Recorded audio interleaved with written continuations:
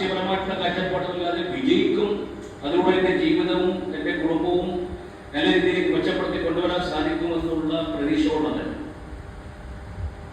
ഓരോ തലങ്ങളിൽ അദ്ദേഹത്തിന്റെ കുടുംബങ്ങൾ മാറും. കോഴിക്കോട്, ചെറുപ്പകാലത്ത് എറണാകുളത്ത്, അതിനുശേഷം തിരുവനന്തപുരത്ത്, പിന്നീട് തിരുവനന്തപുരത്ത്. ഇതൊക്കെ ആർക്കു വേണ്ടിയായിരുന്നു ചെയ്തതെന്ന് ചോദിക്കുമ്പോൾ ഇന്ന് അനുസ്മരിക്കുന്ന, നിങ്ങൾ കണ്ടിട്ടില്ലാത്ത പലരും നിങ്ങൾക്ക് കേട്ടറിവുള്ള ആ നേതാവിനെ ഇപ്പോഴും നാം അനുസ്മരിക്കുന്നുണ്ടെങ്കിൽ അതായിരുന്നു അദ്ദേഹത്തിന്റെ ജീവിതത്തിലൂടെ നമുക്ക് വേണ്ടി പങ്കുവെക്കാൻ ശ്രമിക്കുന്നത്. അത് തലമുറകളായി മാറി നമുക്ക് പിന്നീട് വരുന്ന തലമുറക്കും പകർന്നു കൊടുത്തുകൊണ്ട്, ആ ഇതിഹാസത്തെ മനസ്സിലാക്കി കൊടുത്തുകൊണ്ട് ലക്ഷദ്വീപ് നിലനിൽക്കുന്ന കാലത്തോളം ആ ഒരു മുഖത്തെ മാറ്റി നിർത്തിക്കൊണ്ട് ഒരു ചരിത്രവും കടന്നു പോകാൻ സാധിക്കുകയില്ല എന്നുള്ളതായി വരും തലമുറ മനസ്സിലാക്കിക്കൊണ്ട് പോകണം. അതുകൊണ്ട് LSA ഇന്ന് നടത്തിക്കൊണ്ടിരിക്കുന്ന പരിപാടി, മിസ്ബാഹുദ്ദീൻ പറഞ്ഞ അദ്ദേഹം കണ്ടിട്ടില്ലാത്ത നേതാവിനെ കുറിച്ച് വാദോറാതെ സംസാരിക്കാൻ പറ്റുന്നുണ്ടെങ്കിൽ മിസ്ബാഹിന് ശേഷം വരുന്നവർക്കും അത് കഴിയണം, സംസാരിക്കാൻ പറ്റും.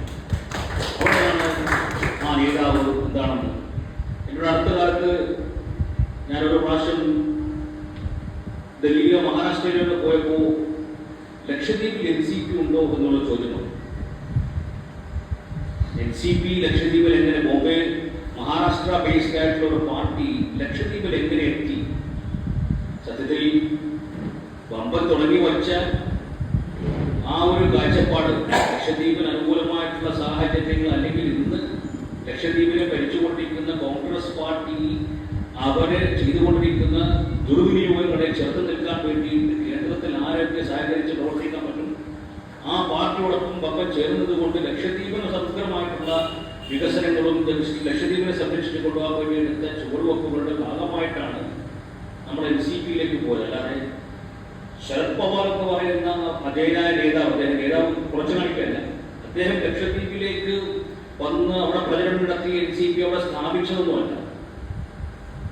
രൂപപ്രപ്പായ സാഹിബ് ഉണ്ടാക്കിയെടുത്ത വളർത്തിയ പാർട്ടി NCP എന്ന പാർട്ടിയിലേക്ക്, അല്ലെങ്കിൽ അതിന് പേര് കൊടുത്തു. എന്നാലും നമ്മൾ എപ്പോഴും പ്രസംഗിക്കുന്നത്, സംസാരിക്കുന്നത് ഡോക്ടർ മമ്പന്റെ പാർട്ടി എന്ന് മാത്രമേ നമ്മൾ പറയാറുള്ളൂ. എന്തിനാണ് ഇപ്പോഴും നമ്മൾ ഡോക്ടർ മമ്പന്റെ പാർട്ടി എന്ന് പറയുന്നത്? ഏത് പാർട്ടിയിൽ പോയാലും നമ്മൾ ഒരുപാട് പാർട്ടികൾ നമ്മൾ മാറിയിട്ടുണ്ട്. ആ മാറിയ പാർട്ടികളെ ഓർക്കുന്നതിൽ കൂടുതൽ നമ്മളെല്ലാവരെയും വിശേഷിപ്പിച്ച് നമ്മളെല്ലാവരും അറിയുന്നത് ഡോക്ടർ മമ്പന്റെ പാർട്ടിക്കാരാണ്. അങ്ങനെ ഒരു നേതാവിനെ വളർത്തിയെടുത്ത്, അല്ലെങ്കിൽ അങ്ങനെ ഒരു നേതാവ് ജനഹൃദയങ്ങളിൽ താമസിക്കണമെങ്കിൽ അദ്ദേഹം നമുക്ക് ചെയ്തിരിക്കുന്ന സേവനങ്ങൾ എന്താണെന്നും ആ നേതാവിനോട് നമ്മുടെ മനസ്സുകളിലുള്ള ആദരവ് എന്താണെന്നും നാം പഠിക്കേണ്ടതാണ്. അതുകൊണ്ടാണ് ഇതൊരു പഠന വിഷയമാക്കി മാറ്റണം. എന്താണ് ഡോക്ടർ മമ്പൻ? ഒരുപാട് ഓരോ കാലഘട്ടത്തിൽ ഒരുപാട് നേതാക്കന്മാർ ഓരോ സമൂഹത്തിലും ഓരോ പ്രദേശത്തും ഉണ്ടായിട്ടുണ്ട്. ഇപ്പൊ നമുക്കറിയാം, ഇറാനിൽ അയത്തുള്ള ഖമേനിയുടെ ജനാസയ്ക്ക് വേണ്ടി പങ്കെടുക്കാൻ എത്തുന്നവരുടെ കണക്ക് നിങ്ങൾ കേട്ടിട്ടുണ്ടാവും. എന്ത് റെവല്യൂഷനാണ് അദ്ദേഹം ചെയ്തതെന്ന് ചോദിച്ചു കഴിഞ്ഞാൽ 1000 വാക്കുകൾ 1000 കാര്യങ്ങളൊക്കെ പറയാനുണ്ടാവും. ഇത്രയും ദിവസമായിട്ട് ജനാസ അവിടെ വച്ചിട്ട് കബറടക്കം ചെയ്യാതെ അവർ ഇന്ന് അതിനു വേണ്ടി ഒരുങ്ങിക്കൊണ്ട് ലോകത്തിന്റെ വിവിധ ഭാഗങ്ങളിൽ നിന്നും ജനങ്ങൾ ഓടിയെത്തിക്കൊണ്ട് അദ്ദേഹത്തിന്റെ അവസാനം ഇതിലേക്ക് പങ്കെടുക്കാൻ വേണ്ടിയിട്ടുള്ള ശ്രമം നടത്തുമ്പോൾ ആ പ്രദേശത്തേക്ക്, ഇറാൻ എന്ന് പറയുന്ന പ്രദേശത്തേക്ക് എത്ര വലിയ കോൺട്രിബ്യൂഷൻസ് ആയിരിക്കും ആയത്തുള്ള ഖമേനി കൊടുത്തിരിക്കുക എന്നുള്ളത്. അതുപോലെ തിരിച്ച് ലക്ഷദ്വീപിലേക്ക് നോക്കുമ്പോൾ ഒരു ആയുധവും ഇല്ലാതെ വളരെ പ്രതിസന്ധി ഘട്ടങ്ങളിലൂടെ അദ്ദേഹത്തിൽ വിശ്വസിച്ച ജനങ്ങളെ മുറുകെ പിടിച്ചുകൊണ്ട് ഓരോ തോൽവിയിലും നിന്നുകൊണ്ട് തന്നെ ഉയർത്തെഴുന്നേറ്റുകൊണ്ട് ആ ജനങ്ങൾക്ക് വേണ്ടിയിട്ടുള്ള സംരക്ഷണം ഉറപ്പുവരുത്താൻ വേണ്ടി ഒരു ആയുധമില്ലാത്ത വ്യക്തിയാണ് അദ്ദേഹത്തെ ഓർക്കാതെ. ലക്ഷദ്വീപ് ആ ചരിത്രം ഓർക്കാൻ പറ്റുന്ന വ്യക്തിയില്ല. പോലും അദ്ദേഹം വിജയിച്ചു പോയി MP ആയി പല തസ്തികകളും പല സോപാനങ്ങളിലും അദ്ദേഹം ഉണ്ടാക്കിയും ഈ രീതിയിൽ ജനഹൃദയങ്ങളെ കീഴടക്കാൻ പറ്റിയ ഒരു നേതാവായിട്ട് അദ്ദേഹത്തെ മാറ്റപ്പെട്ടിട്ടില്ല. അതാണ് ഈ രണ്ട് നേതാക്കന്മാർ തമ്മിൽ വ്യത്യാസങ്ങൾ.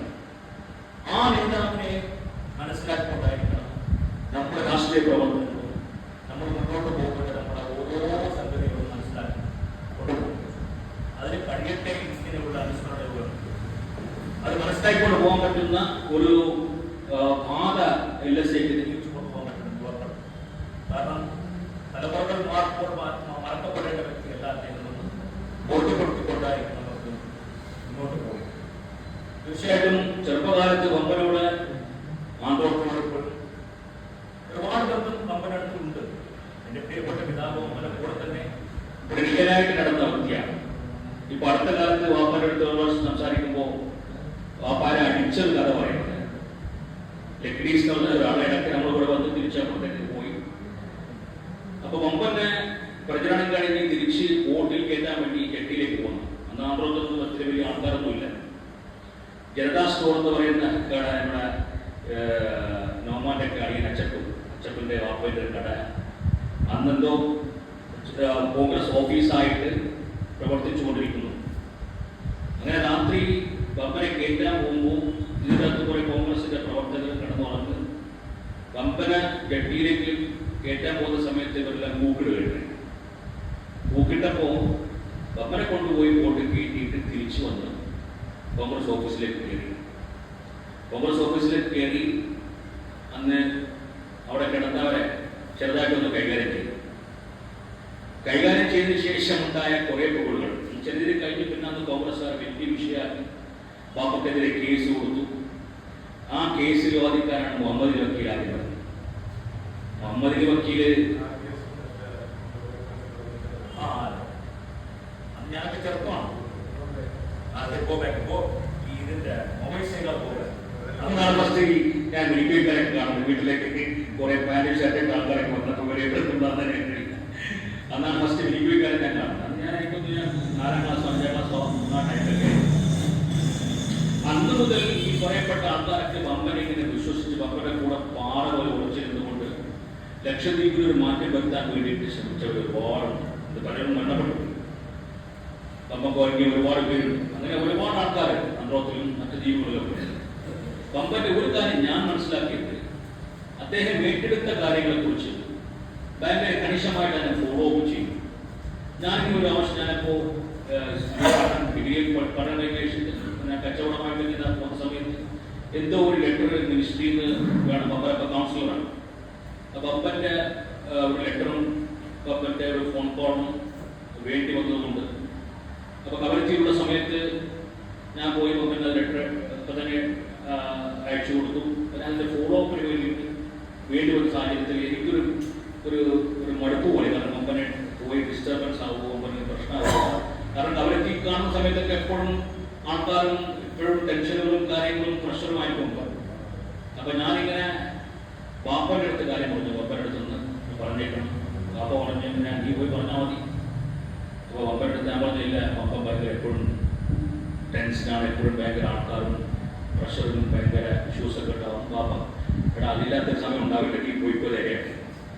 അങ്ങനെ ഒരു ഫ്രീ ആയിട്ടുള്ള സമയം എനിക്ക് കിട്ടില്ല. അപ്പൊ ഞാൻ വമ്പന്റെ അടുത്ത് ഇങ്ങനെ പോയി വമ്പനെ ഇങ്ങനെ വമ്പനോട് പറയാൻ എനിക്ക് ബുദ്ധിമുട്ടുണ്ട്. വമ്പ നീ എത്രത്തോളം എന്റെ ബാക്കിലുണ്ടോ അത്രത്തോളം ഞാൻ എന്റെ ബാക്കിൽ ഈ കാര്യങ്ങൾ ഉണ്ടാവും. ദാറ്റ് മീൻസ് നമ്മളൊരു കാര്യം പറയുമ്പോൾ അത് ഉൾക്കൊണ്ടുകൊണ്ട് അത് യഥാർത്ഥമായിട്ട് നടപ്പിലാക്കി തരാൻ വേണ്ടിയിട്ട് നമ്മളെക്കാട്ടി കൂടുതൽ ആത്മാർത്ഥമായിട്ട് പ്രവർത്തിക്കുന്ന ഒരു പ്രവർത്തന രീതിയാണ് അദ്ദേഹത്തിൽ നിന്ന് കാണാൻ സാധിച്ചത്. അതുകൊണ്ടാണ് ഒരു സൗകര്യം ഇന്ന് നമ്മൾ ഇന്ത്യ സമയത്ത് നമുക്ക് എല്ലാ പ്രോട്ടോക്കോളും കാര്യങ്ങളൊക്കെ കിട്ടുമ്പോൾ അന്നത്തെ കാലത്തൊക്കെ വമ്പൻ ഹോം മിനിസ്ട്രിയിലേക്ക് എങ്ങനെ കടന്നു പോകുന്നു എന്ന് ചിന്തിക്കുമ്പോൾ ഭയങ്കര അത്ഭുതമാണ്. ഒരു റെപ്രസെന്റേഷനോ വേറെ ഒന്നും ഒരു സാധനം ഇല്ലാതെ ഏത് രീതിയിലാണ് ഇതിന്റെ അടുത്തേക്ക് വമ്പൻ കയറിപ്പോയതെന്ന് ഇപ്പോഴും അത്ഭുതപ്പെടും. ഒറ്റയാൾ പട്ടാളമായിട്ട് നമുക്ക് വേണ്ടി പോരാടിയ ഒരു മഹൽ വ്യക്തിയാണ്. അതൊക്കെ ചരിത്രം മനസ്സിലാക്കണം, വിദ്യാർത്ഥികൾ മനസ്സിലാക്കണം. നിങ്ങൾ ഇന്ന് മുദ്രാവാക്യം വിളിക്കുന്ന ആളെ ഉൾക്കൊണ്ടുകൊണ്ട് മുദ്രാവാക്യം വിളിക്കാൻ പറ്റുന്ന ഒരു സാഹചര്യം മനസ്സിലാക്കിക്കൊണ്ട് മുദ്രാവാക്യം വിളിക്കുമ്പോൾ അതിൽ ആത്മാർത്ഥത കൂടുമെന്നുള്ളതാണ്. അത് മനസ്സിലാക്കാൻ വേണ്ടിയിട്ടുള്ള രീതിയിലേക്കുള്ള കാര്യങ്ങൾ വിദ്യാർത്ഥികൾ, നിങ്ങളുടെ സുഹൃത്തുക്കൾക്ക്, നിങ്ങളുടെ സഹപാഠികൾക്ക്, നിങ്ങളുടെ ശിഷ്യന്മാർക്ക് മനസ്സിലാക്കി കൊടുത്തുകൊണ്ട് പോകണം എന്നുള്ള ഒരു ഉദ്ദേശത്തോടുകൂടി എല്ലാവിധ ഈ പരിപാടി നടത്തിയ LSA മുക്താണ്ട് പ്രശംസിച്ചുകൊണ്ട് നിർത്തുന്നു. ജയ് ഹിന്ദ്.